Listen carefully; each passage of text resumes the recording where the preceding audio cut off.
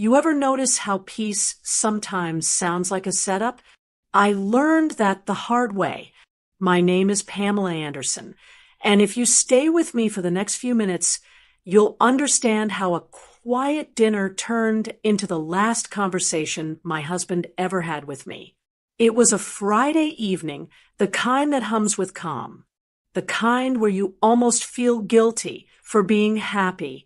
The dining room glowed with that soft amber light Timothy loved. Jazz played low, a saxophone drifting through our house like smoke. We were celebrating.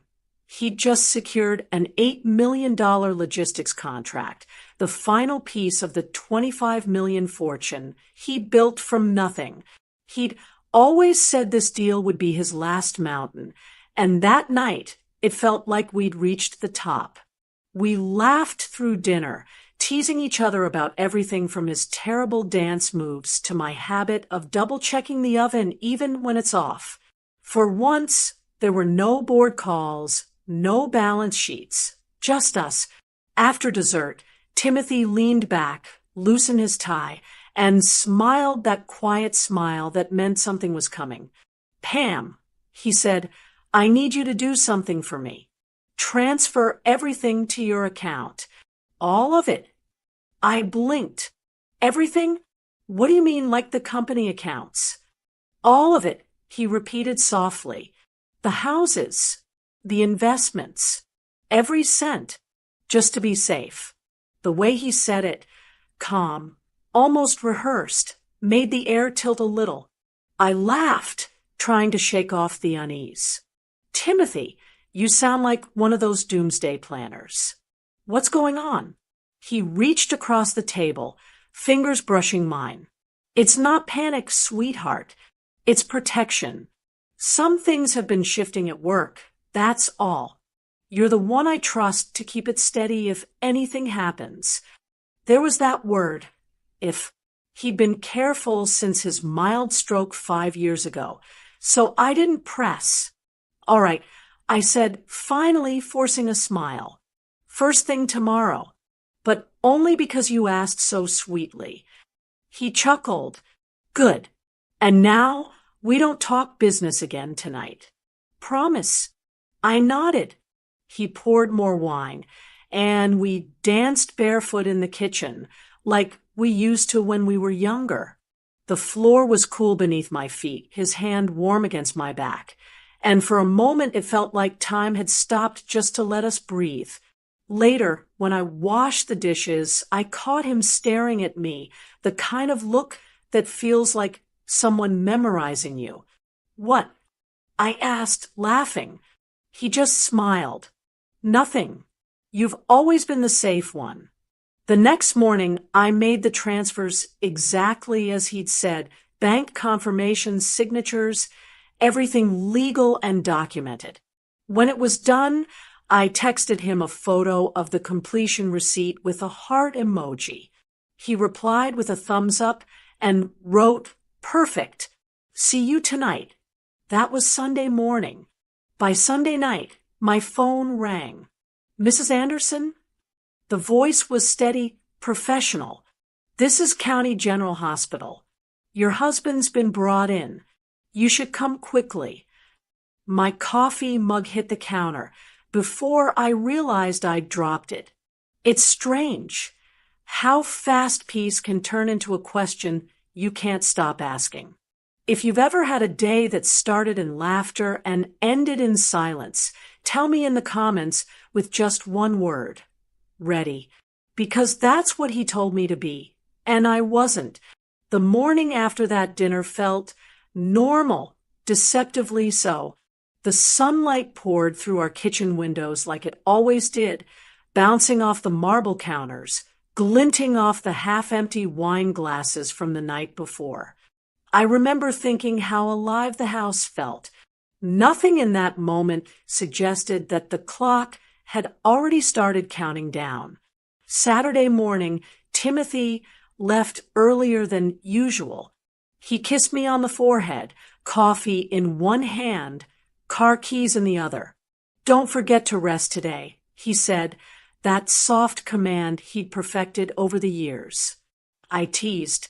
You say that like you'll actually come home before dark. He grinned. This time I will. He didn't. I spent most of that day cleaning up, folding laundry, running errands, humming to myself while the news played in the background. The housekeeper, Miss Tilda, came by in the afternoon to drop off dry cleaning and fresh linens. She lingered near the doorway before leaving, looking hesitant. "Ma'am," she said carefully, "I came by the office earlier this morning to deliver those new ledgers. Mr. Anderson was on the phone. He sounded upset." I frowned. Upset about what? She hesitated, glancing at the floor. I didn't mean to overhear, but I heard him say, "You're not ready for that, Miles."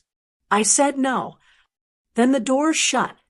Miles, our only son. I tried to brush it off, telling myself business disagreements happen, especially between a father and a son working in the same company. Still, something about the way she said it, how her voice carried worry instead of gossip, stuck with me. "Thank you, Tilda," I told her. "I'll talk to him." But I didn't. That evening, I set the table for 2 out of habit, lighting a candle the way Timothy liked. By 8, I texted him a picture of his empty plate and wrote, "I'm eating your share." He replied with a simple, "Still at the office. Save me some pie." It was such a small, ordinary message, but I'd end up reading it over and over later like scripture. Sunday morning was quiet, too. The house smelled faintly of coffee and detergent. I walked past his study, noticing the drawer where we kept his watch was open. I closed it, assuming he'd just been in a rush. He called around noon, his voice steady but tired. "I'll be late tonight. Sweetheart. Don't wait up. Love you." I smiled. "Love you too. Drive safe." That was the last time I heard his voice. Hours later, I folded laundry in our bedroom. A slow rhythm that filled the silence. A storm was brewing outside, the kind that turns the air heavy before rain. I remember the clock ticking louder than usual and the smell of starch in the fabric softener. So sharp it almost burned. When the phone buzzed, I didn't think much of it. I wiped my hands and reached for it, expecting another text from Timothy. But it wasn't him. "Mrs. Anderson?" The voice was calm, but formal. "This is County General Hospital. Your husband's been brought in. You should come right away." The words didn't land at first. I stood frozen, holding the phone like I hadn't heard it correctly. "Brought in? What do you mean brought in?" The voice softened. He collapsed in his office. "Paramedics are working on him now." Something inside me sank deep like a floor giving way. I don't remember hanging up. I just remember keys in my hand. The front door swinging open, rain hitting my face before I'd even realized it was pouring. The drive blurred into lights and horns and prayers I couldn't remember forming.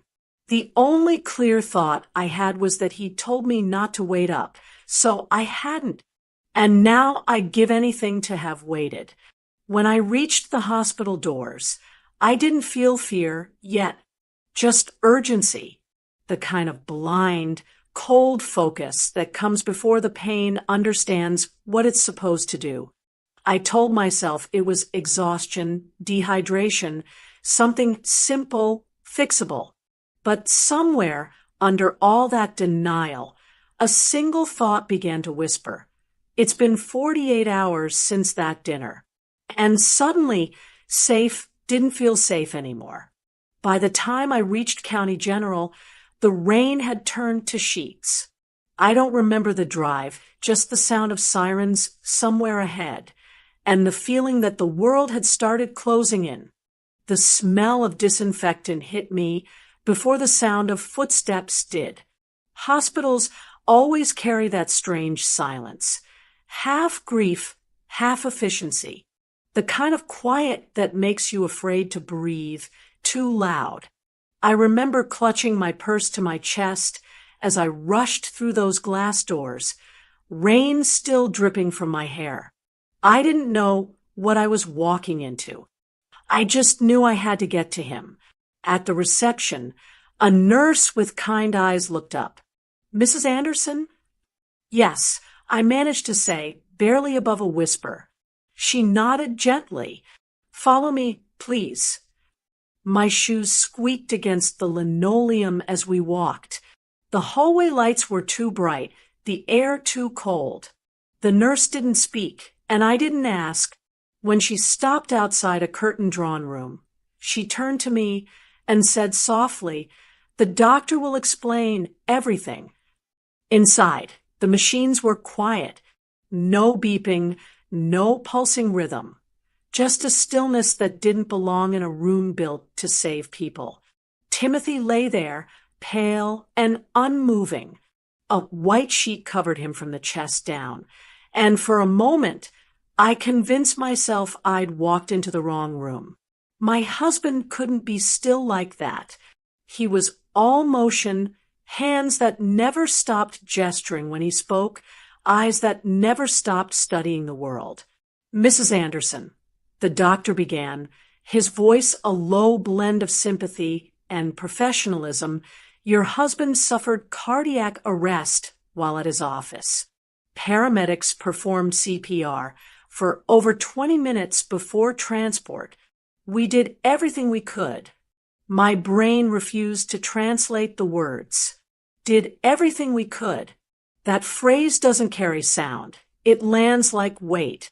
I sank into the chair beside the bed. My hands found his cold but familiar. I whispered his name once, then again, each time softer, as if repetition could bring warmth back into him. "Timothy, I'm here, love. It's me. I'm right here." No answer, just silence. The doctor excused himself, promising to return once I was ready for paperwork. I didn't look up. I just stared at the man who'd spent the last 30 years building safety around us, now leaving me with nothing but that one strange word, safe. After a while, a nurse came in quietly to adjust the monitors. She hesitated near the doorway before speaking. "Mrs. Anderson, for what it's worth, your husband wasn't alone when he collapsed." My eyes snapped up. "He wasn't." She shook her head. "Someone was already there when he went down. I think it was your son. Security mentioned he called for help before the paramedics arrived." "My son," I repeated, half in disbelief. "Miles was here." "Yes, ma'am." Her tone was careful. He seemed calm. Said he'd stay behind to give a statement to administration. Calm. That word didn't fit. Miles had always been emotional, especially about his father. I felt a flicker of confusion, but it was smothered quickly by the tidal wave of grief. I sat there another minute, tracing the lines of Timothy's hand with my thumb, memorizing the way his wedding band glinted under the fluorescent light. The ring had never left his finger, not once. The sound of the elevator opening at the end of the corridor barely registered at first. I only noticed when the nurse straightened slightly and murmured, "Family?" I turned. Miles was standing there, tall and composed, with Tanya beside him. For a second, I almost broke. Seeing my son felt like a lifeline in a sea of chaos. I stood automatically, arms open, tears blurring my vision. "Oh, Miles!" But he didn't move toward me. "Mom," he said evenly, his tone flat, rehearsed. "We need to talk about Dad's accounts. Our lawyer's here to make sure everything's handled correctly." I froze, my arms still halfway outstretched. It took me a moment to realize what he'd just said. I blinked at him, expecting him to correct himself, to say something human, something grieving. But his expression didn't change. Tanya's eyes flickered briefly toward the bed, then back to him. Behind them, a man in a navy suit stepped off the elevator, holding a leather briefcase. He didn't speak, just nodded politely. My throat went dry. Miles, what are you talking about? He cleared his throat, emotionless. It's just procedure, Mom. We need to ensure the estate's protected. The world tilted slightly, like the air itself had shifted temperature.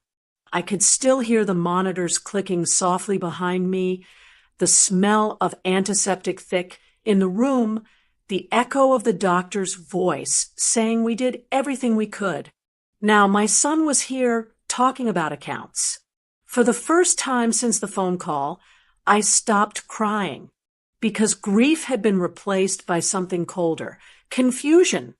I lowered my arms slowly, staring at the people who were supposed to be my comfort. And in that sterile, humming silence, I realized I didn't know what this moment was anymore. Grief makes the world feel muffled, like sound travels through water. I remember standing in that hospital hallway, the overhead lights humming, the scent of antiseptic so thick it felt like it was pressing against my skin. Miles and Tanya stood in front of me, their clothes still crisp, their eyes too dry. Behind them was the man with the briefcase, the one Miles had called our lawyer. He must have followed them straight from the elevator, his expression already set, his presence too polished for a hospital corridor.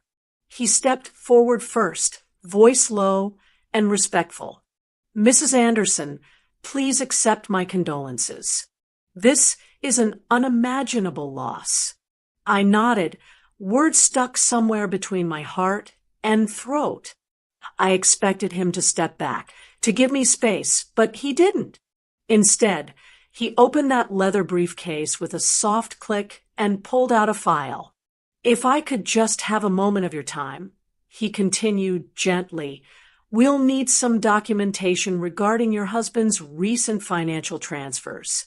It'll help us make sure everything transitions smoothly through probate. I blinked. What? He smiled faintly, like he'd rehearsed this 100 times. Just to clarify, we're referring to the wire transfers executed within the past 72 hours. The accounts moved solely into your name. His words landed like stones. I felt the color drain from my face. You're here for that? Now, Miles stepped in, his tone clipped. Mom, please. We just want to make sure everything's handled the right way. The right way? I repeated. My voice cracked halfway through. Your father's gone, Miles. I'm barely standing upright. And It's not like that. Tanya interrupted softly, touching my arm. Her hand was warm, but her eyes were ice. We just need to protect what Dad built. You know how many people could take advantage of this situation right now?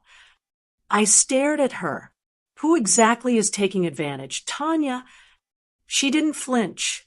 That's why we have legal counsel. The lawyer cleared his throat politely, as if this were a meeting and not a moment soaked in grief. Mrs. Anderson, this isn't an accusation. We simply need verification of the transfers your husband requested. It's all standard procedure to prevent any complications with estate division. I couldn't even process half of what he was saying. My body was in the hospital, but my mind was still sitting at our dining table 2 nights ago, hearing Timothy's voice whisper, just to be safe. My lips parted, but no words came out. He took my silence as compliance. If you have access to any signed instructions or digital confirmations, he continued, please provide copies to our office within 24 hours. I can give you a contact card. That's when I found my voice. My husband hasn't been dead an hour, and you're already counting his money. The lawyer froze, just briefly, but his face recovered faster than his conscience. Mrs. Anderson, I assure you this is purely administrative. I'm here out of respect. Miles exhaled, impatient. Mom, it's not about money. It's about control. Dad would have wanted transparency. I looked at him, really looked at him. His posture was too rigid, his tone too prepared. You spoke to him today? I asked. He blinked, startled. What?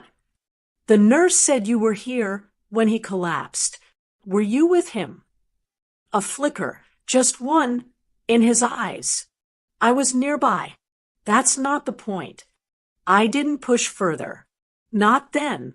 The air in that hallway already felt wrong, like something vital had shifted, and I was the last to catch it. The lawyer, still performing civility, gently closed his briefcase. We can follow up later this evening if you prefer, Mrs. Anderson. In the meantime, please take this. He slid a slim folder across the counter toward me. The hospital lights reflected off the top sheet in a dull shimmer. In bold black letters across the front, it read, Temporary Injunction Petition. For a second, I didn't even breathe. The sounds around me dulled, the nurse's chatter, the squeak of shoes, the hum of machinery. All I could hear was my own heartbeat, loud and uneven, pulsing against my ribs. I looked from the folder to my son. What is this? Miles shifted, glancing at Tanya. She didn't meet my eyes. Just paperwork, he said quietly. You'll understand later. He turned away before I could answer, as if grief had a schedule, and I was wasting his time. That's when I realized something that would haunt me for weeks. This wasn't about a misunderstanding. It was a performance, and I was the only one in the room who hadn't rehearsed my lines. Grief is the only silence people notice. Every voice at Timothy's burial sounded careful, measured, almost afraid to disturb it. The estate lawn was trimmed to perfection, the flower arrangements immaculate, orchids, white roses, lilies, everything Timothy would have liked. It was a private service, small and expensive, the kind of farewell money could organize, but love couldn't soften. Miles handled every arrangement without looking at me once. He stood a few feet away beside Tanya, his posture rigid, his suit flawless. People whispered that he was so strong for his mother. They didn't see the distance, that invisible wall between us, built from everything that had gone unsaid since the hospital. When the pastor finished, I didn't cry. Not because I didn't want to, but because I couldn't. My tears had already turned into confusion. How did we get from a dinner table to a grave in 2 days? Timothy's coffin was a rich mahogany, the same shade as his old office desk. I remember running my fingers along the wood and thinking he'd hate this weather. The wind was sharp, unseasonably cold for spring. I caught a glimpse of Tanya's hand tucked inside Miles's arm, her nails pale pink, manicured to perfection, and wondered how anyone could look so composed while burying family. People murmured condolences, hugged me, offered shallow comfort. I nodded, I thanked, I smiled, performing grief while my mind stayed elsewhere. By the time the service moved inside for the reception, I felt like I was walking underwater. The estate's grand hall had never felt so foreign. Every chandelier gleamed. Every tray was refilled with precision, every conversation hushed when I walked past. Grief had turned my home into a museum of polite sympathy. Miles took charge of greeting guests, thanking everyone for coming, assuring them the family was fine. Tanya stood beside him, touching his shoulder at all the right moments.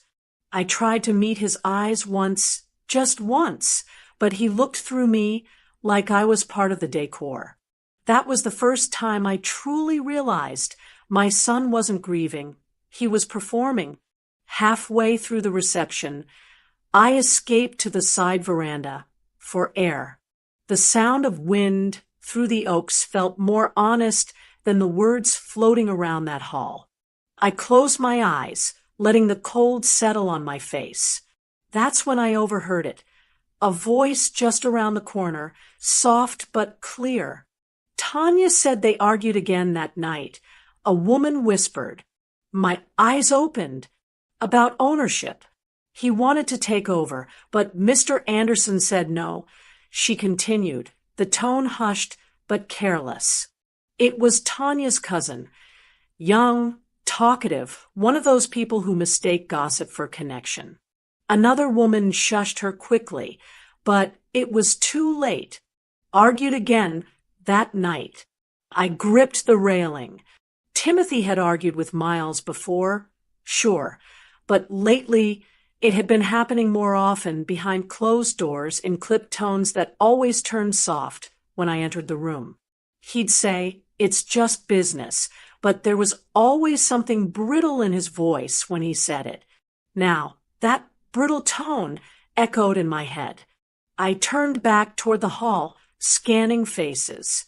Tanya smiled at a group of executives, laughter rehearsed, posture perfect.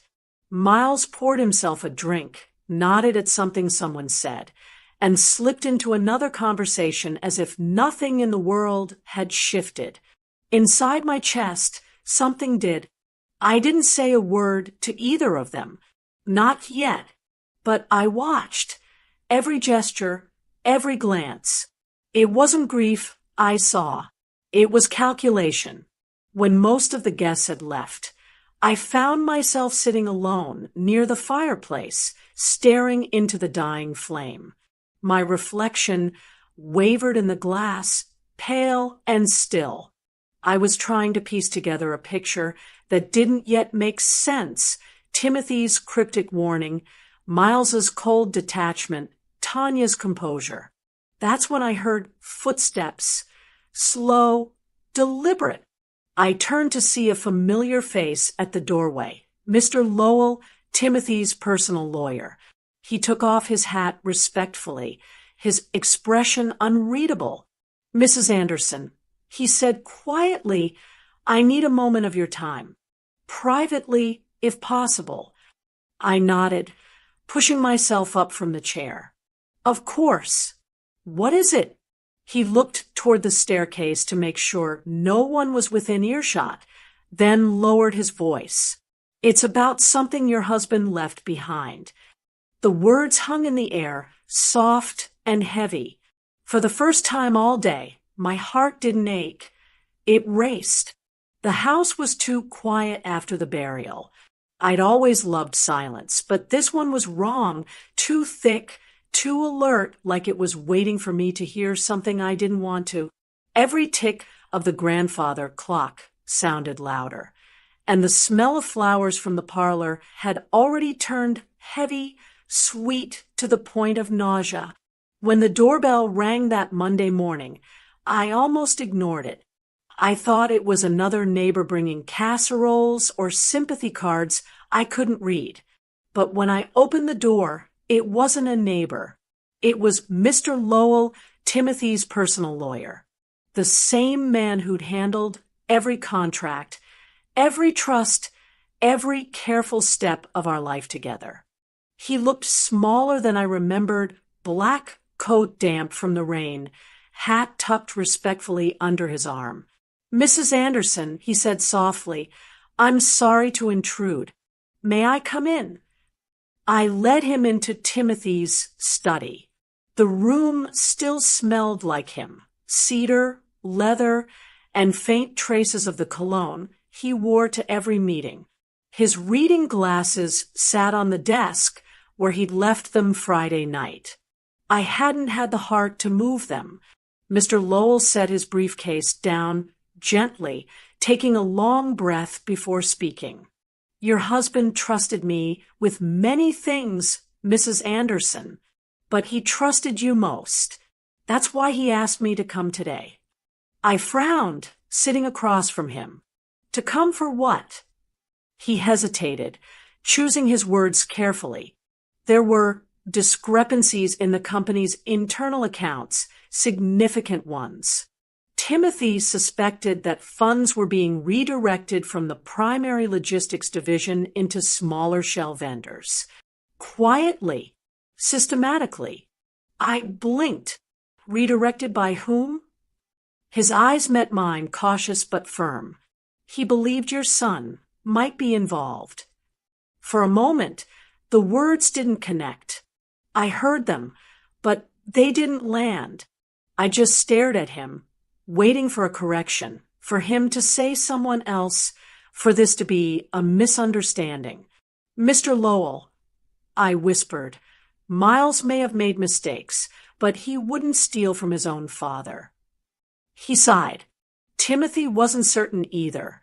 He hoped he was wrong, but he found forged authorizations under Miles's executive code and unusual transfers disguised as consulting fees. That's why he took precautionary measures. The transfer, I said slowly, to my account. He nodded. Exactly. It wasn't random. It was protection.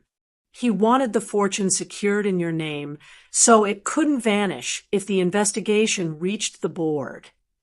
I felt my pulse in my throat. The memory of that dinner hit me all over again. The way Timothy's voice had softened, the weight in his eyes when he'd said, just to be safe. Mr. Lowell opened his briefcase and took out a long, sealed envelope, yellowed slightly at the edges. He left this for you. He said, he told me to deliver it only after his passing. His exact words were, if anything happens, she'll know when to open it. My hands trembled as I took it. The flap was still intact, Timothy's handwriting scrawled across the front. For Pamela. Only if I'm gone. The air felt too thin. I broke the seal carefully, unfolding a single sheet of paper inside. His handwriting, steady, deliberate, filled the page. Pam, if you're reading this, then the quiet I feared has arrived. I saw too much and said too little. I trusted where I shouldn't have, and now I need you to protect what we built. Don't let them rewrite the books. You were always the safe one. T. I read it twice, then a third time, until the words blurred into the page. When I finally looked up, Mr. Lowell was watching me gently. He wanted you to understand why he did what he did. He wasn't hiding from you. He was trying to give you control before someone else took it. My throat tightened. He thought Miles would betray him. He hoped he wouldn't. But hope, Mr. Lowell said quietly, doesn't close ledgers. The rain outside thickened against the windows, a slow percussion that filled the space between us. I folded the letter back into its envelope, hands steady now. Something inside me, some old frightened part, went very still. I didn't know yet what I was going to do, but I knew this much. Whatever Timothy had tried to prevent had already begun. And if he'd trusted me to keep it safe, I would. Grief has no timeline, but banks do. By Tuesday morning, my phone wouldn't stop ringing. Unknown numbers, polite voices, terms I half understood. Judicial hold, temporary injunction, probate inquiry. Each phrase felt like a stranger walking into my house and rearranging furniture I didn't invite them to touch. At first, I thought it was a misunderstanding. Timothy had always been meticulous with documentation. Everything we owned was clean, traceable, joint. But when the third call came from our private banker, I knew this wasn't confusion. It was strategy. Mrs. Anderson, the banker said cautiously, "I'm sorry, but a court order was filed yesterday morning. It places a temporary freeze on all joint and corporate accounts pending review." "Review of what?" I asked. She hesitated, her tone turning careful. "Your son, Mr. Miles Anderson, submitted a claim requesting oversight to ensure fiduciary integrity. Until the matter's clarified, we can't authorize withdrawals, transfers, or access beyond minimal personal expenses." My hand went cold around the phone. "He filed this?" "My son." "Yes, ma'am." Less than 12 hours after the medical report was logged. 12 hours. He hadn't even let the death certificate dry. I thanked her mechanically, hung up, and sat in Timothy's study. The air still smelled faintly of his cologne, the faint citrus wood blend he always wore. But the scent that lingered now was sharper, the smell of betrayal, fresh and clean like paper ink. I called Mr. Lowell immediately. He arrived within the hour, coat still damp from the morning drizzle. He didn't even bother with pleasantries. "I saw the order," he said, placing a folder on the desk. Miles's attorney filed it under the pretense of protecting the estate's liquidity. It's clever he's presenting it as responsible stewardship, not aggression. "He's freezing me out," I said quietly. Lowell nodded once. "Essentially, yes. The accounts are frozen until we prove those transfers Timothy ordered were legitimate and voluntary." I looked at him. "We can do that, can't we?" Everything was signed, time-stamped, authenticated. He opened the folder, sliding over a series of printed confirmations. Every transaction was processed properly. The signatures match. The compliance officer signed off. Nothing is irregular. Then why the freeze? He leaned back slightly. "Because legality isn't the only weapon, Mrs. Anderson. Optics are. Your son's attorney understands that suspicion is often louder than truth." I rubbed my temples, exhaustion pressing behind my eyes. "So he's planting doubt." "Yes," Lowell said simply. "And until that doubt is resolved, everything you and Timothy built remains in limbo." I stared at the papers spread before me, numbers and signatures, all neatly aligned, proof of Timothy's last decision. They should have felt like security, but instead they looked like fragments of a language I didn't speak anymore. Lowell's voice softened. "I've ordered certified records of every transaction Timothy made in the last week. I'll have them couriered from the bank directly. Once we establish the timeline, we can challenge the injunction." I nodded, though my mind was somewhere else, back at that dinner table, the sound of Timothy's voice when he said, just to be safe, he must have known something. He always did. "Lowell," I said after a long silence, "how long before this is over?" He sighed. "These things don't move quickly. Miles has already positioned himself as executor in waiting. The court will treat this delicately. He's family." I looked at the fireplace, the ashes still faint from the night before. So was Timothy. Lowell's expression hardened. "I'll handle the paperwork. But Pamela," he paused, weighing his words, "the question we need to answer isn't just whether your husband signed those transfers. It's why he felt he needed to." His tone was different now, measured, investigative. "Why?" I echoed. He leaned forward, his voice low. "To understand what's happening, we have to know what happened that night. Everything. Who was in that office? Who made the last call? Who left first? Outside, rain began tapping softly against the windows, steady and unrelenting. I stared at the documents on the desk. Evidence of a man trying to protect something he knew was already under threat. I didn't know it yet, but that single question, what happened that night, would be the one that changed everything.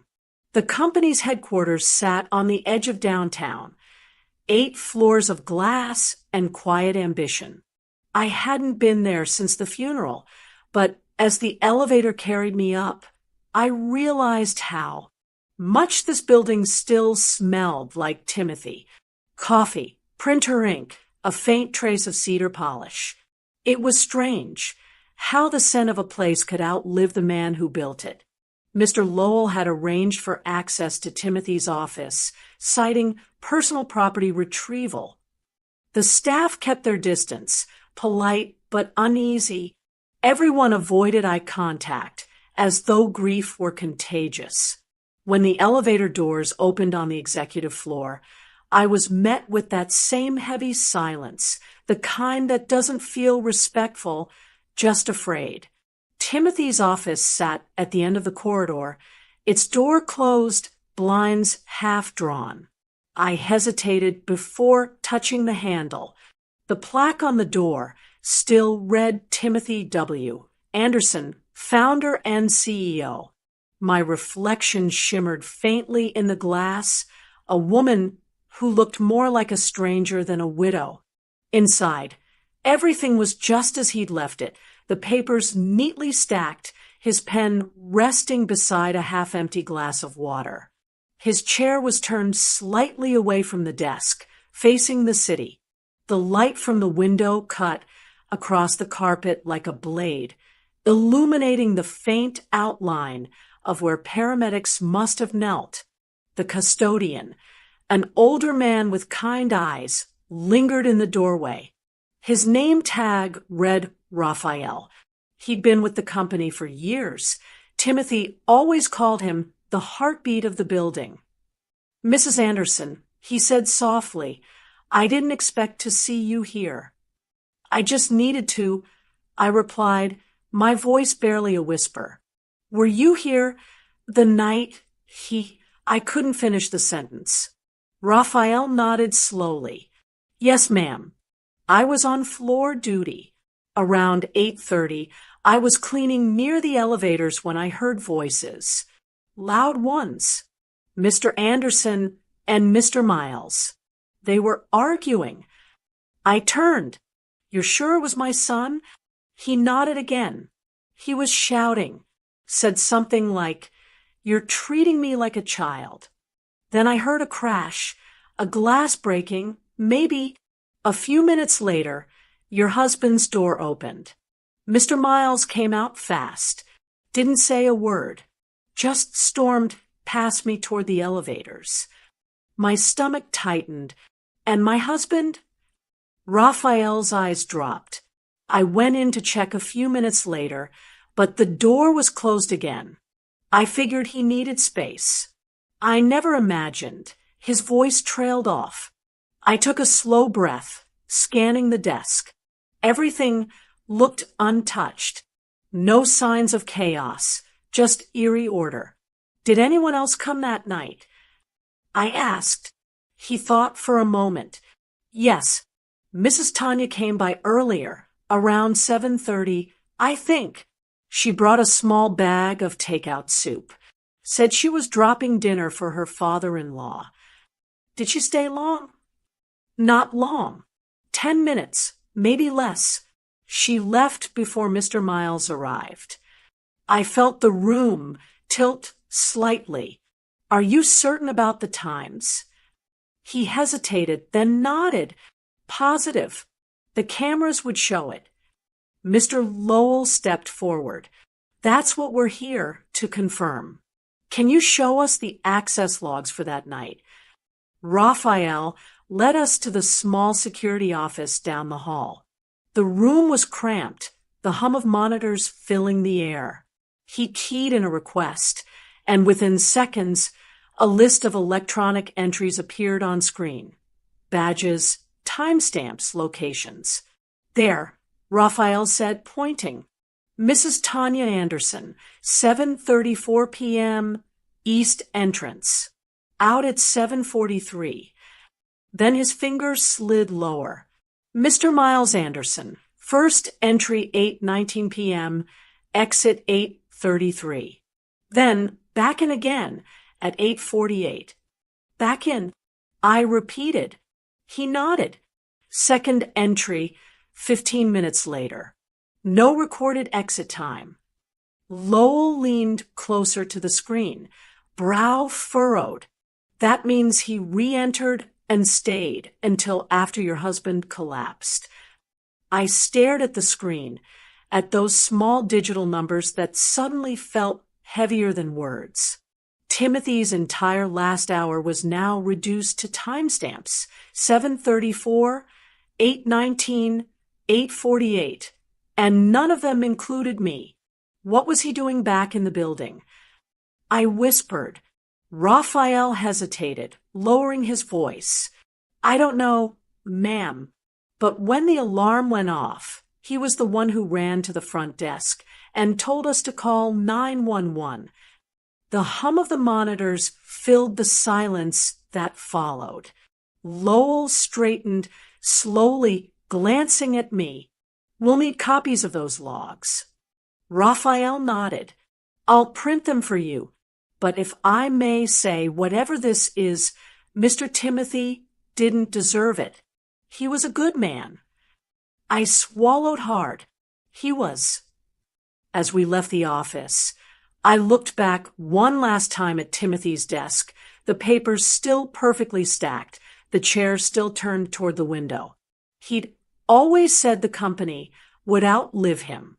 Standing there, I realized someone had made sure of it, but not in the way he meant.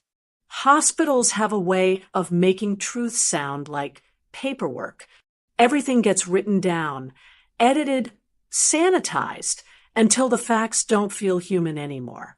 That's what I was thinking when Mr. Lowell and I sat in the small consultation office of County General, waiting for Nurse Becca Hollins.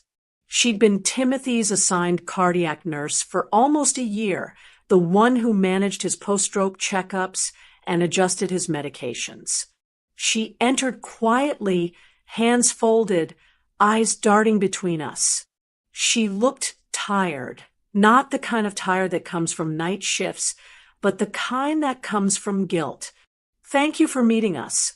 Lowell began gently. We just have a few questions about Mr. Anderson's charting in the days before his passing. Becca nodded stiffly. Of course. I wasn't sure what this was about. Lowell slid a copy of the dosage chart across the table. We noticed a discrepancy. The file shows two versions of the same record. One marked as a revision, time-stamped 2 hours after the original. Can you tell us why that is? Her fingers twitched slightly. It was an adjustment. I realized later that I'd entered the wrong dosage, so I corrected it. Lowell's tone stayed calm. Which dosage was wrong? The first or the second?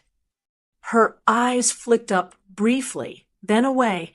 The first. Then why? Lowell asked. Did the supervising physician never sign off on the correction? Becca froze. The silence stretched long enough for me to hear the hum of the ceiling light. I wasn't told to, she said, finally, voice barely audible. By whom? Lowell pressed. Her answer came like an exhale she'd been holding for days. Mrs. Tanya Anderson called me that night. She said Mr. Anderson had been feeling off, dizzy, restless. She asked me to review his chart remotely and fix any inconsistencies before the doctor noticed. She said she didn't want him embarrassed over another forgotten pill. I leaned forward slowly. She asked you to change a medical record? She said it was just correcting an entry. Becca said quickly, panic rising in her voice. I didn't think. She's family. She said she was calling from his office. I thought she was helping. Lowell opened a thin folder and pulled out another sheet of paper. And this payment, he said evenly, does that look familiar? Her face drained of color. Where did you get that? It's a disbursement from a corporate subaccount, he said, tapping the header. $40,000 processed 3 days before the revision, labeled consulting services. The recipient name? Rebecca Hollins. She swallowed hard. That wasn't from them. It came through a third-party vendor. I thought it was a bonus. Did you sign a consulting agreement? No, her voice cracked. I didn't ask questions. I felt my nails press into my palms. Every word coming out of her mouth made the room feel smaller. My husband's trust had been rewritten like an invoice, just another document someone decided to edit. Lowell stayed composed, though his jaw tightened. Mrs. Hollins, do you understand the gravity of altering dosage notes on a patient who died 48 hours later? Her eyes filled with tears. I didn't know. She said it was harmless. Lowell gathered the papers neatly. I believe you didn't understand at the time, but now you'll need to cooperate. I'll be filing an affidavit to reopen the case as undetermined cause of death. You'll likely be contacted for questioning. Becca looked at me, then, her face pale and trembling. Mrs. Anderson, I'm sorry. I didn't mean to hurt anyone. For the first time, I felt no sympathy, just a deep, cold stillness. You didn't just hurt someone, I said quietly. You helped erase him. Lowell rose, tucking the file into his briefcase. We'll handle the rest, Pamela. But the pieces are starting to align.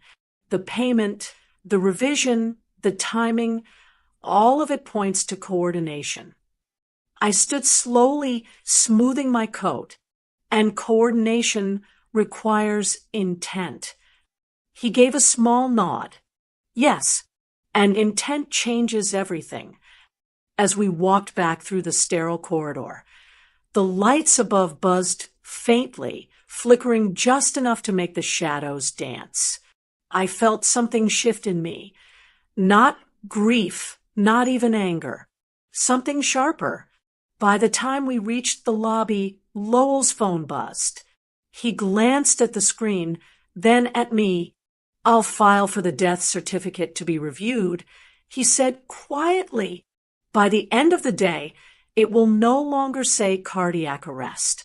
It will say undetermined. And just like that, the story of Timothy's death stopped being finished. It had been reopened. The day after the nurse's confession, I walked into Timothy's study alone. The curtains were half drawn, sunlight spilling through in long, uneven lines across the carpet. The room was exactly as it had been since the funeral, his pen still on the blotter, the photo of us in Tuscany still sitting beside the desk lamp, our smiles frozen in another lifetime. I wasn't sure what I was looking for. Maybe closure, maybe a trace of him I hadn't already buried. But something about the nurse's story kept replaying in my mind. Tanya's call, the word harmless, the $40,000 consulting payment. Timothy had been careful with everything he touched, especially his medicine. If someone tampered with it, there had to be a sign. I sat in his chair and let my eyes drift across the desk. His daily pill organizer sat open, half empty. Every bottle had its label facing outward. He was that kind of man. On the far left, near his drawer, I noticed something faint. A small scratch on the wood, barely visible unless the light caught it. I pulled the drawer open. Empty. but when I felt along the inner panel, my fingers brushed against a ridge. There was a false bottom. My pulse quickened. I slid a letter opener under the edge and lifted gently. Beneath the panel lay a single item wrapped in tissue paper. I unfolded it carefully and froze. A small brown glass vial. The label read Naturise, Herbal Rest Formula, the kind of supplement Timothy would have dismissed as nonsense. I turned it over in my hand. The liquid inside caught the light, faintly amber. There was only a third of it left. Lowell arrived an hour later. When I showed him the vial, his brows drew together in a way I hadn't seen before. "Where did you find this?" "In his desk," I said quietly. "Hidden." It was labeled as a supplement, but he never used herbal anything. You know that. He examined it under the lamp. No prescription barcode. No distributor address. "It looks homemade," I said. Lowell nodded slowly. "And conveniently forgotten." I could hear the hum of the refrigerator in the kitchen down the hall, the kind of ordinary sound that feels intrusive when everything else has stopped making sense. What if this was what made him collapse? I asked. "That's not something we can guess," Lowell replied. "We'll confirm it." "I know someone," I said quickly. "An old college friend, Celia. She's a pharmacist over at Lakeview Labs. I can ask her to check what's inside, discreetly." Lowell looked at me, weighing it. "Do it today. Quietly. No one else needs to know yet." Celia agreed to meet within the hour. When I walked into her small office, she raised an eyebrow at the vial. "You sure you want me to test this? Looks more like a boutique blend than something regulated." "Just tell me what's in it," I said. She unscrewed the cap carefully, dipped a thin glass rod into the liquid, and placed a single drop on a strip of reagent paper. The color shifted slowly, from pale yellow to deep red. Celia's face changed instantly. "This isn't herbal," she murmured. "It's a sedative compound, something close to chloral hydrate. If someone with high blood pressure or cardiac meds took this regularly, it could cause arrhythmia or worse." I gripped the edge of her desk. "Worse how?" She met my eyes. "Heart failure, but it would look like natural cardiac arrest." The room went silent. Even the hum of her computer felt distant. Celia capped the vial and slid it back across the table. "Where did you get this?" I hesitated. "It belonged to Timothy." Her expression softened immediately. "I'm sorry, Pam." Whoever gave it to him knew exactly what they were doing. By the time I returned home, my hands were shaking. Lowell was waiting on the porch, coat collar turned up against the wind. I handed him the vial and the note from Celia. He scanned it quickly, his jaw tightening. "She's certain?" "Yes."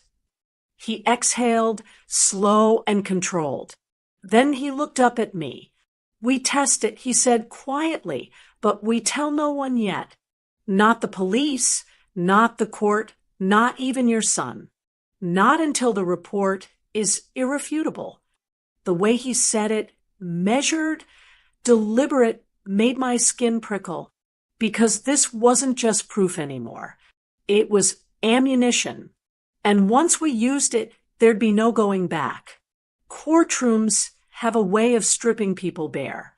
You can wear your best clothes, perfect your tone, rehearse your story, but under those fluorescent lights, truth, or the lack of it, shows through every pause. I sat in the front row beside Mr. Lowell, hands folded, eyes forward.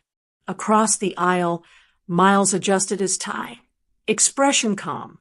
Too calm. Tanya sat next to him, her face painted in that practiced sympathy, the kind that photographs, well, but feels hollow in person. The bailiff called the case, and the sound of wooden chairs scraping against the floor filled the silence. This wasn't a criminal hearing, not yet. This was a civil matter, the petition to maintain the financial freeze. But everyone in that room knew it was more than numbers. It was the first real battle for what Timothy had left behind, and for his truth. Miles's lawyer rose first, tall, slick, his voice polished like he'd practiced every inflection. "Your Honor," he began, "we acknowledge the tragedy of Mr. Anderson's passing. But what we question is the timing and legitimacy of the full transfer of assets to Mrs. Pamela Anderson, executed less than 48 hours before his death." He let that hang in the air like a stain that wouldn't fade. "She claims the transfer was requested by her husband, yet we have no witnesses to corroborate this, no medical clearance confirming he was of sound mind, no board consent for the business holdings. It is frankly unusual." Lowell stood slowly, calm as a tide coming in. Unusual does not mean unlawful. The transfers were authorized by Mr. Anderson himself, digitally and notarized in compliance with the bank's protocols. Every timestamp matches his location data. I have those records here. He handed a file to the clerk. The lawyer barely glanced at it before continuing. "Even if those are authentic, coercion cannot be ruled out. Grief can cloud judgment, but guilt can, too." I looked straight at Miles. He avoided my eyes. Mrs. Anderson had complete access to her husband's private office. The lawyer continued, pacing smoothly. She stood to gain full control of a $25 million estate. Given her husband's recent health struggles, it's not implausible to suggest emotional manipulation. The judge raised an eyebrow. "Do you have evidence of coercion, counselor?" He smiled faintly.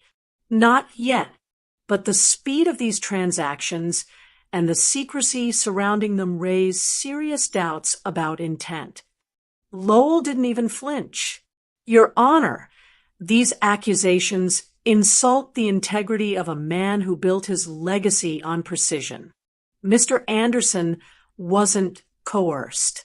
He was cautious, and if the opposing counsel doubts his soundness of mind, they might consider why Mr. Anderson's son, who stood to inherit, filed an injunction less than 12 hours after the death certificate was signed." A ripple went through the courtroom. I watched Miles's jaw tighten. Tanya's hand slid over his, a little too quickly. Lowell continued, voice steady. "We have notarized instructions, signed, witnessed, time-stamped, directing all holdings to Mrs. Anderson's account. Furthermore, Mr. Anderson's personal attorney, myself, verified those instructions on record before his death. We can provide logs from the bank's internal system confirming both the digital authorization and physical signature." The judge nodded, flipping through the first few pages. "That's compelling, counselor, but I'll reserve judgment until we review the documentation fully." Miles's lawyer pressed again, softer now. "Your Honor, we're not contesting sentiment. We're contesting control. The Anderson estate employs over 100 people. An unverified transfer jeopardizes livelihoods. We simply ask the court to preserve stability while we assess whether this transaction reflects Mr. Anderson's true intent." The judge leaned back. "You're asking for a freeze on the basis of possibility, not proof. That's not stability, that's speculation." Lowell didn't smile, but I saw the smallest flicker of satisfaction in his eyes. When it was my turn to speak, I rose slowly. "Your Honor," I said, voice calm but deliberate, "my husband's intent wasn't about control. It was about protection. He'd discovered discrepancies in his company's finances, money being rerouted under false names. He asked me to move everything to keep it safe. Those were his words, keep it safe. I did exactly that. Tanya shifted beside Miles. Her fingers trembled slightly against the edge of her clutch. The judge nodded. Thank you, Mrs. Anderson. For the next hour, the lawyers traded statements, paper, policy, proof. I didn't hear most of it. My focus stayed on Tanya's hands. Perfectly manicured, pale pink polish. They trembled when Lowell mentioned forged consulting invoices. They trembled again when he cited medical record revisions under family instruction. The judge adjourned for recess, announcing a review of the bank logs before any decision. The courtroom filled with murmurs, lawyers collecting papers, voices overlapping. That's when Lowell's phone buzzed on the table. He glanced down, eyes narrowing at the message on his screen. Then he looked at me. The lab results just came in, he said quietly. The noise of the room faded. I could only hear those words, steady and sharp, slicing through the air like a gavel. Justice doesn't always begin with sirens. Sometimes it starts in whispers, cold, methodical, and quiet enough to sound like mercy. When Mr. Lowell called me the next morning, his voice had that still tone I'd come to recognize. Something big had shifted. They found it, Pamela, he said simply, the sedative. It was in his system. I sat on the edge of the bed, the phone pressed to my ear. You're sure? The toxicology report confirms it. The same compound from the vial, chloral derivative, mixed with traces of his hypertension medication. Lethal combination. The lab timestamp matches the day he collapsed. For a moment, I couldn't speak. My throat felt dry, my chest tight. Timothy's last 2 days played in my head like a cruel loop. His laugh over dinner, the soft way he'd said keep it safe, the warmth in his hand before it went cold. What happens now? I finally asked. Lowell exhaled. Now it moves from civil to criminal, but we need to tread carefully. The report was flagged by the county coroner, not the hospital, which means someone already suspects the original medical notes were falsified. I frowned. The nurse. He hesitated. That, and whoever ordered the edits. Within 48 hours, the county investigation reopened under the official classification death undetermined. 2 plainclothes detectives showed up at my home that Thursday afternoon. They were polite but thorough, Detective Moreno and her partner, Halpern. They spoke in soft tones, asked for copies of Timothy's prescriptions, his daily schedule, the contents of the vial. They didn't need prompting. Lowell had already supplied everything. We'll be re-interviewing the hospital staff, Moreno said as she closed her notepad. Just routine follow-up. But it wasn't routine. I knew that tone. The kind that says we already know something. We're just waiting for confirmation. That confirmation came faster than any of us expected. By Friday morning, Lowell called again. She cracked. He said, "Who?" "The nurse." Detectives met with her at the precinct last night. She confessed everything. Tanya contacted her 2 days before Timothy's collapse, asked for dosage corrections and private follow-up entries. She received $40,000 for her compliance. I closed my eyes. And Miles... Lowell's pause was long enough to answer me. He authorized the transfer through a shell vendor. It came from one of the company's corporate sub-accounts. The room went still. My mind tried to make sense of it all, but the reality settled like fog, thick and inescapable. My son had orchestrated it, and Tanya had carried it through. Did the nurse say why? I whispered. She said Miles told her it was to help his father rest easier before the transition. Lowell's voice hardened. He made it sound humane. I felt my stomach turn. Rest easier. The words echoed like mockery. Timothy hadn't been resting. He'd been fighting for the company, for the family, for me. Lowell continued. The detectives verified the payment trail.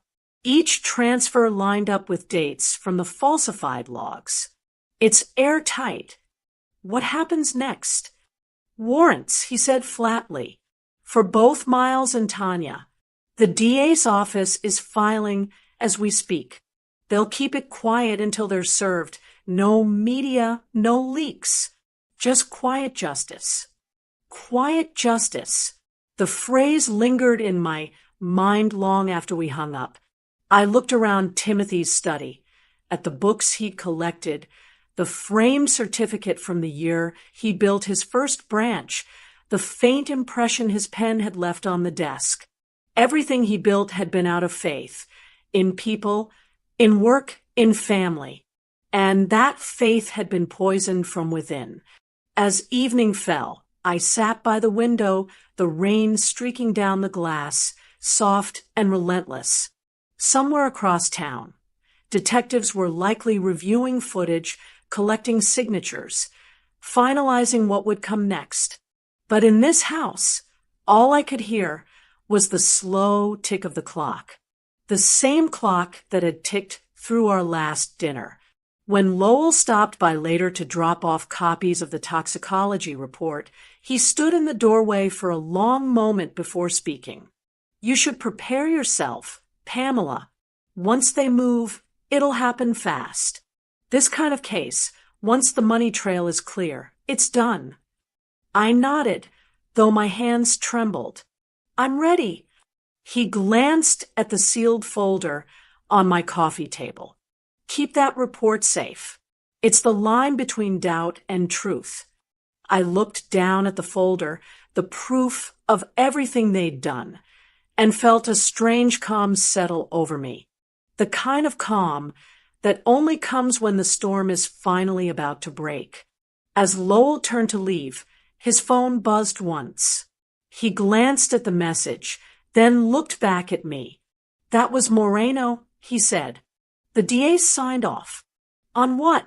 He met my eyes. Arrest warrants. The rain outside didn't stop. It only got louder. Justice came quietly. No sirens, no flashing lights, just the sound of tires rolling over wet pavement outside my house. I'd spent that morning sitting in Timothy's old chair, a pen in my hand, signing deposition papers that made my stomach turn. Words like fraudulent transfers, involuntary manslaughter, evidence tampering. They didn't look real on paper, but they were the only language left for what had been done. By the time Mr. Lowell arrived, the detectives were already en route to execute the warrants. He didn't have to tell me. I could see it in the way he adjusted his coat, the way he said my name softly. Pamela, they're being picked up? I asked. He nodded. Both of them. Different locations. Miles at the corporate office. Tanya at their home. I gripped the edge of the table. The rain outside was steady again, the same rhythm it had the night Timothy died. Lowell placed the signed deposition folder beside me. You've done what you needed to. You've honored his intent. I wanted to believe him, but the word honor felt wrong. There was no honor in this. Just truth, cold, heavy truth that didn't feel like victory. An hour later, my phone buzzed. A short message from Detective Moreno. In custody. I stared at those two words until they blurred. News traveled fast through quiet channels. By evening, the courthouse was surrounded by whispers, law clerks, security staff, even junior attorneys pretending not to listen. Lowell had arranged for me to be kept out of the media line, but I saw it anyway later that night on a muted TV in his office. Miles being led out of the building, jaw tight, eyes forward. Tanya followed a few steps behind, her head down, a jacket draped over her shoulders. Her expression wasn't fear. It was something smaller. Shame trying to disguise itself as composure. Are they saying anything? I asked. Lowell shook his head. Miles hasn't spoken since they read the charges. But Tanya, he hesitated, flipping through his notes. She's talking. The word hit me like a gust of cold air. Talking. She claims she didn't know it would kill him. Her statement reads, he said it would just calm him down. I swallowed hard. She said he? Yes. She's naming Miles as the one who obtained the compound and directed the nurse. The room went silent. I tried to picture my son, his hands, the way he'd looked at me in that hospital hallway when he mentioned the accounts. The indifference in his eyes then made more sense now. He hadn't been grieving. He'd been planning. Lowell continued quietly.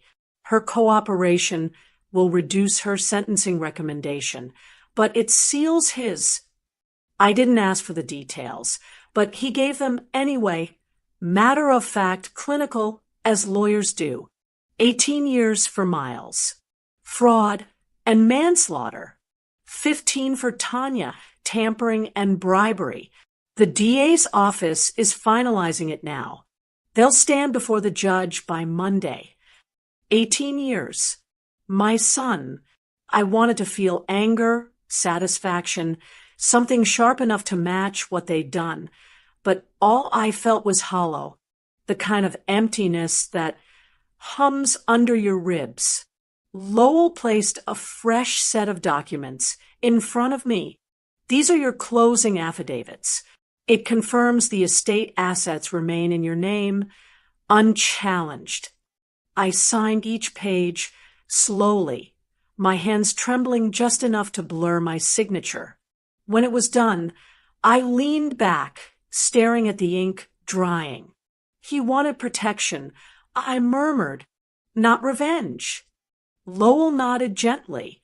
And protection is exactly what you've given him. You stopped them from rewriting his story. I looked toward the window. Outside, the rain had turned to mist, a faint veil over the city lights. Somewhere downtown, my son was sitting in a holding cell. I imagined him quiet, staring at the wall, realizing too late that all his father ever asked for was integrity. Lowell gathered the papers, closing his briefcase. I'll be in court Monday morning. You don't have to attend. I'll be there, I said softly. He deserves at least one parent who shows up.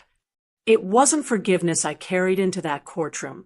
It was proof that love doesn't die just because people do. He didn't argue.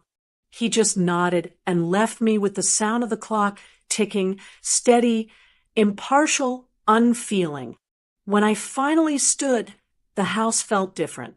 Lighter, maybe, or just emptied of the lies that had lived in it for too long. Justice hadn't come loudly. It had come quietly, deliberately, like Timothy would have wanted it. But even quiet justice leaves an echo. The morning air carried that crisp stillness only spring after rain can bring, fresh but heavy with memory. The Anderson estate hadn't felt alive since Timothy's death, but that day it finally breathed again. The long mahogany table in the study gleamed beneath the chandelier. It had once been the stage for board meetings, family announcements, laughter over company milestones. Today it was for something quieter, closure. Only a few people were present. Mr. Lowell, the senior partners from the firm, and 3 longtime employees Timothy had trusted like family. No cameras, no press, no pretense. Just the truth laid bare in legal language. Lowell adjusted his glasses, his voice low but firm. This is the final reading of the amended trust clause executed 3 days before Mr. Anderson's passing. Per his directive, all assets transferred to Mrs. Pamela Anderson stand as legally binding and irrevocable. The court recognizes her as sole executor and beneficiary of the estate. The words fell heavy into the quiet. Papers rustled. Pens clicked. Even the sound of breathing seemed deliberate. I sat at the head of the table, the same seat Timothy had occupied for decades. The leather was cool against my back, grounding. I'd spent the last 2 weeks buried in restitution work, verifying accounts, auditing transfers, contacting every employee who'd stayed loyal through the chaos. The company wasn't just surviving, it was rebuilding. Lowell continued. Additionally, per your authorization, Mrs. Anderson, all remaining business accounts connected to the misappropriated consulting fund have been dissolved. The assets recovered total approximately $1.4 million. The firm will transfer those funds to the estate maintenance account this week. I nodded, quietly thankful that the damage hadn't swallowed more. And the employees? Lowell smiled faintly. All reinstated as of this morning. Salaries restored, back pay scheduled. You've made quite a few people sleep easier last night. That made me exhale for the first time in what felt like months. Timothy believed a company is only as strong as the people holding it up. I said softly, it's time they know he was right. Beside Lowell, one of the senior accountants, a gentle man named Curtis who'd been with Timothy since the beginning, cleared his throat.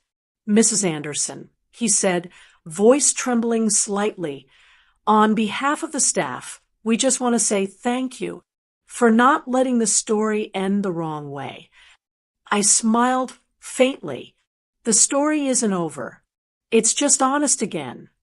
Curtis nodded, eyes damp.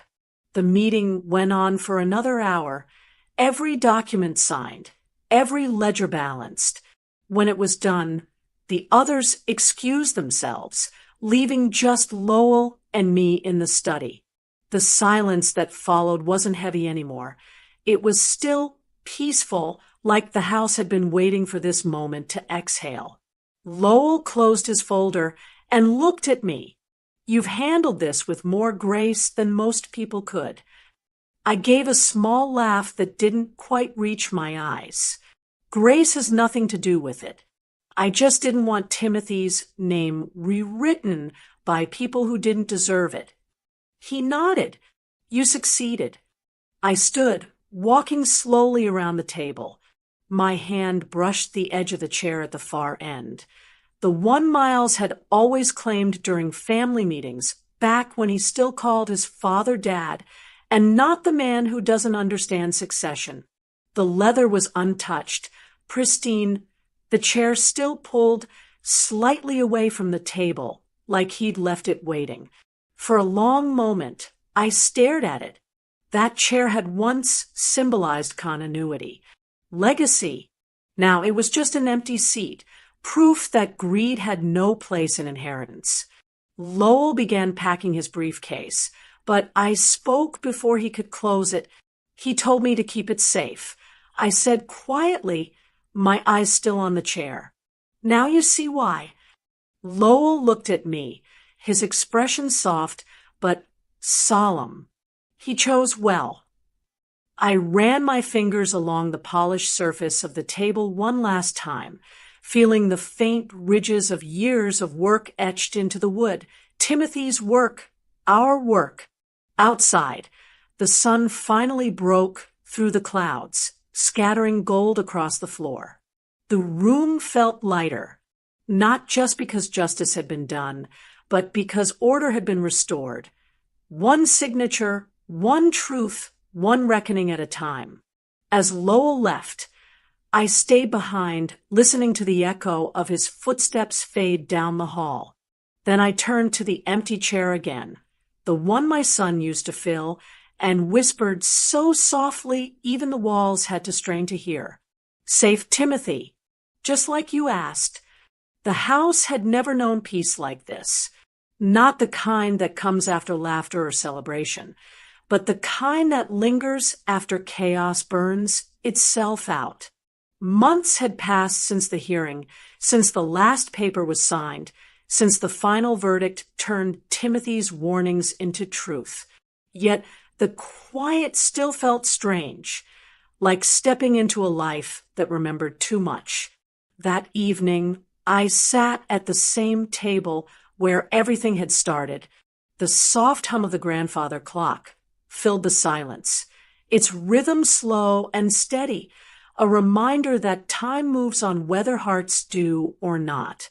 The dining room hadn't changed, still polished wood, still the faint scent of lemon oil, still the two candlesticks that had witnessed every argument and every apology. On the table before me sat three things: a half-full glass of wine, Timothy's gold cufflinks, and the wristwatch Mr. Lowell had returned earlier that afternoon. It ticked softly, the sound threading through the stillness like a heartbeat. Lowell had stopped by to drop off the final discharge papers, the kind that meant every case, every claim, every question was now officially closed. He'd stood in the doorway, coat draped over one arm, his tone gentle, as always. "It's done, Pamela," he said. "Everything tied, everything cleared. The estate stands untouched. No more hearings." He placed the cufflinks on the table beside the papers, then smiled faintly. He wore them to every meeting, said they made him remember where he started. I'd smiled back. He earned that reminder. When he left, the house felt too big again, too quiet, but I didn't mind it this time. I'd learned that quiet wasn't emptiness. It was recovery. I traced a finger along the rim of my glass, the sound of faint hum against the ticking of the watch. My reflection in the wine surface looked older, calmer. The grief hadn't gone. It had just learned to sit beside me instead of across from me. I thought of Miles, not the man in handcuffs, not the son in headlines, but the boy who used to build Lego skyscrapers in this same room while Timothy pretended to negotiate mergers with him over juice boxes. I still saw that child sometimes, especially in dreams, before everything went wrong. They called me brave for standing through the storm, but I didn't feel brave. I felt necessary. Justice hadn't made me happy. It had made me steady. I stood and walked to the cabinet, pulling down one of Timothy's old tumblers. The glass caught the light the same way it had that night, the night he'd looked across this very table and said the words that changed everything. "Pam, I need you to transfer everything to your account, just to be safe." At the time, it sounded like paranoia. Now I knew it was prophecy.